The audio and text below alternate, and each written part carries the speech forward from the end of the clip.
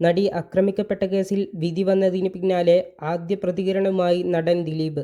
ദിലീപിന്റെ പ്രതികരണം ഇങ്ങനെ: നന്ദി പറയുന്നു. ഈ കേസിൽ ക്രിമിനൽ ഗൂഢാലോചനയുണ്ട്. ആ ക്രിമിനൽ ഗൂഢാലോചന അന്വേഷിക്കണമെന്ന് മഞ്ജു പറഞ്ഞിടത്ത് നിന്നാണ് എനിക്കെതിരെയുള്ള ഗൂഢാലോചന ആരംഭിച്ചത്.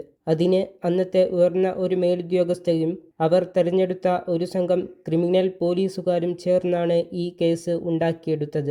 അതിനായിട്ട് ഈ കേസിലെ മുഖ്യപ്രതിയെയും അയാളുടെ ജയിലിലുണ്ടായിരുന്ന കൂട്ടുപ്രതികളെയും കൂട്ടുപിടിച്ച് ഈ പോലീസ് സംഘം ഒരു കള്ളക്കഥ മെനഞ്ഞെടുക്കുകയാണ് ചെയ്തത്. എന്നിട്ട് ഈ പോലീസ് സംഘം ചില മാധ്യമങ്ങളെയും അവർക്ക് ഒത്താശ ചെയ്തു കൊടുക്കുന്ന ചില മാധ്യമപ്രവർത്തകരെയും കൂട്ടുപിടിച്ച് ഈ കള്ളക്കഥ സമൂഹമാധ്യമങ്ങളിലൂടെ പ്രചരിപ്പിക്കുകയും ചെയ്തു. ഇന്ന് കോടതിയിൽ ഈ പോലീസ് സംഘമുണ്ടാക്കിയ കള്ളക്കഥ തകരുകയാണ് ചെയ്തത്.